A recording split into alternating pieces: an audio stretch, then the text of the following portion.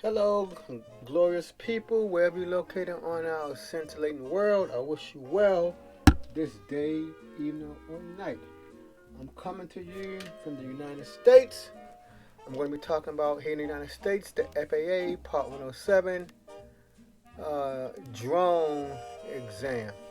It's a 60 item test, 60 items, 3 multiple choice per item. You do have to study. Most of the things on there are common sense questions, but it only makes any type of common sense when you've studied. If you go in there cold, expect to come out there with an unfavorable score. You study a little bit like I did, come out there with a passing. And my method of studying is I bought a little $14 video off of Udemy, $14 video about passing the FAA. That's step one. Step two, I watch, you know, videos from the popular video websites. Then I read information online that helped me pass with a good score. Not perfect, not poor, but good. And if you was in school, you know what the word good means. What grade that is. So at the end, now, for me, I'm not going to be spending no hour going over questions on the thing to get you all confused. I made a series of a playlist. This is episode 7. So far I made 6 of them. So each of my episodes, I'm only going to go over 2 items on the exam that I made. Now I got the information off the internet, but I made it in Google Forms. I made 4 tests. Each of the tests, when you take them, is always randomized. So it's like an endless amount of tests. I'll give you instructions at the end of this lesson if you would like to get a sample copy. And if you want to, my hands are open like the church for a love gift. But I'll do that at the end of the lesson. So let's start right here. Now, this is the big one. Sectional charts are on that test 100% of the time. And it may be about 40 or 50% of the test, those sectional charts. So you got to know that well. You got to know it well. So let me get my little pen set up. I think my pen set up. Let me put it in the writing mode. Can I write with my pen?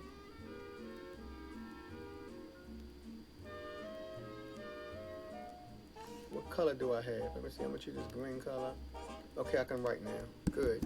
Let me adjust the pen size to a decent level. That's a good size. Alright, so let's start. A small UA means unmanned aircraft is being launched 2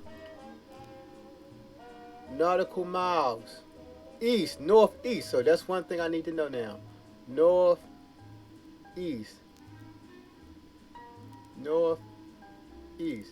So it better be traveling in a direction similar to this. It's not that's going north, that's going east, anywhere along those lines. You know, it can be down here, up here, but something like that. So now, of Hertford, I gotta locate Hertford. Here's Hertford right here. Let me change my color to something darker, maybe blue. Bluish.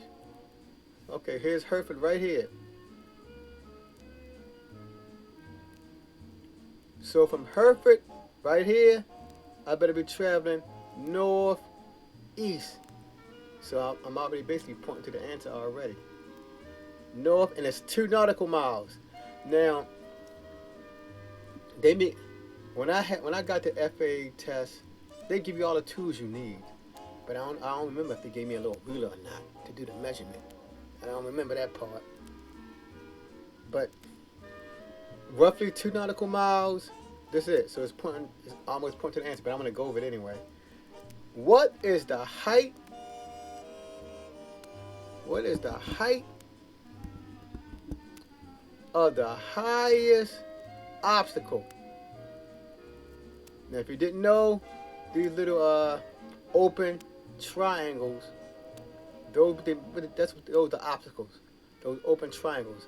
I see 3 of them. I got one here, roughly one here, and roughly one is right here. That's what I mean by those obstacles, them little blue triangle things. Now, I'm going to go over this part right up here. I'll make it red. I like it red. I'm going to go over these numbers right here because that's important. because that's the part that's tricky. I'm going to write it over here. 514 and 500. And the parentheses, that's the important part. Now, to educate you, the top number is always going to be MSL, or mean sea level. Mean sea level. So that's 1. I'll label this 1. This is 2. 2 is always for AGL. AGL means above ground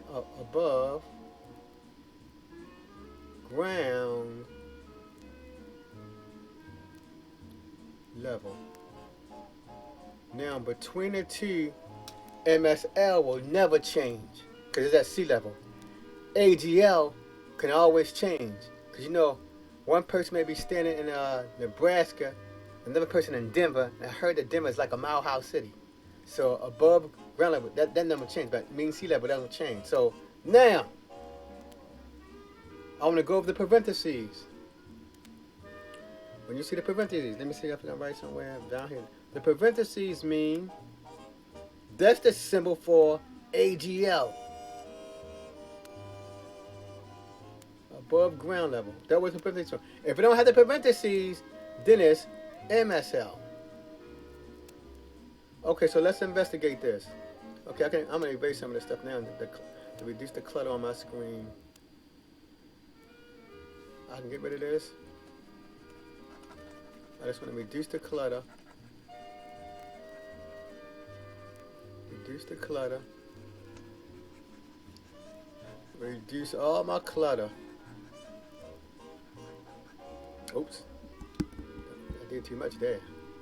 Reduce the clutter here and here. I'm not going to do it in here because it may get rid of the background. See? I don't want to get rid of that, so I just leave it alone. Let me make it small again.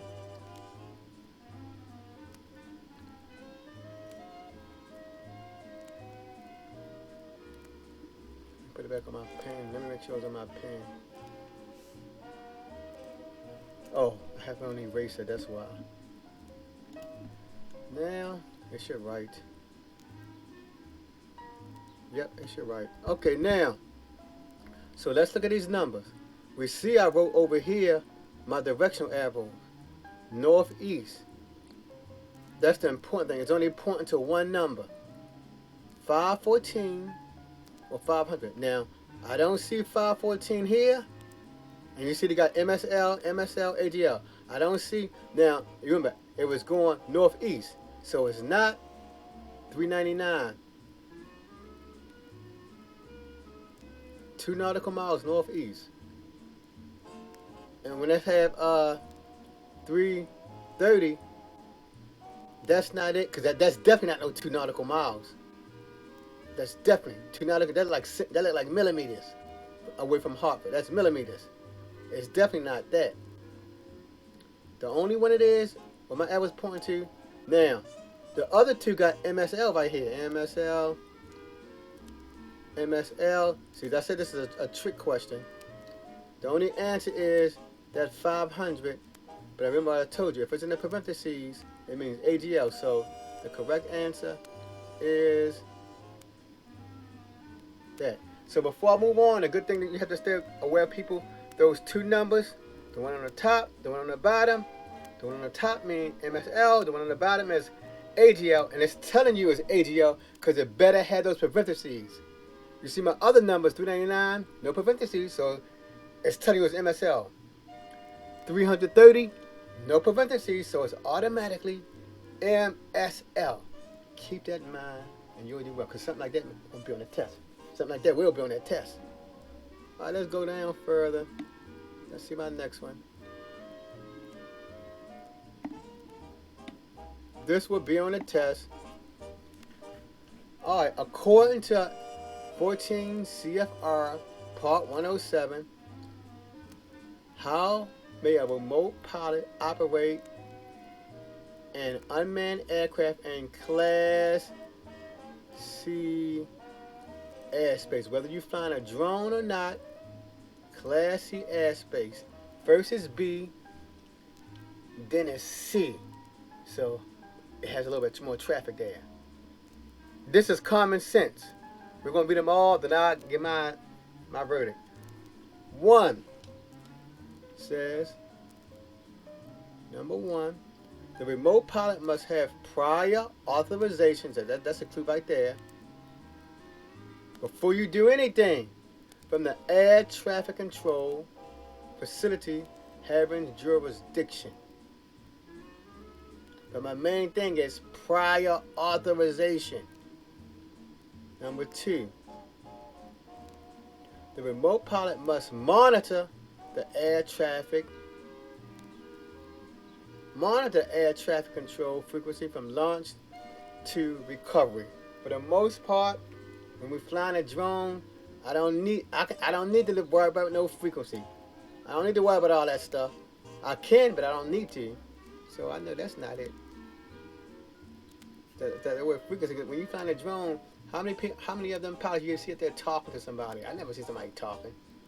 So I know number 2 not it. So let me mark out number 2. Mark it out. So I know that's not it. Last one, the remote pilot must contact, okay, that's a good one, the air traffic control facility after launching the unmanned aircraft. Does that make any sense? Does that make any sense? The remote pilot must contact the air traffic control facility after, so that means your drone is already flying around in the air with airplanes, because you know it's Class C, so it has some airplanes landing and taking off, but you still flying. When you fly, then you call air traffic. That don't make no sense either, does it? So that's not it. See, I said this one does common sense. So the correct answer is number 1. The remote pilot must have prior, before you even take off, authorization from the air traffic control facility having jurisdiction, even before you take off. So for Class C, definitely for B, C, and D, and a little bit of I forgot the other letter, but it's not E and it's not G. But you must, I think it's E. But you must always have authorization when you're taking off from Part C. So thank you, good people, for stopping by. I hope these little 2 questions give you some insight for your exam. So I'm going to keep going up to, I think I got to do about 30, because for 60 hours I'm going to test and I do 2 is 30. I'll be doing 30 of these. So I wish you well on the test. Keep studying. I hope that the information I gave you is beneficial. And the most important thing, it caused you to think. Now at the end, like I said, I'm going to include my email, my Outlook email, how to contact me if you want my 4 sample tests that helped me pass. It helped me, because I had to go to different websites to make it up, so it helped me. And my 4 sample questions. And if you want to, like I said, you can give a love gift. Till the next time, drone family, drone users, peace.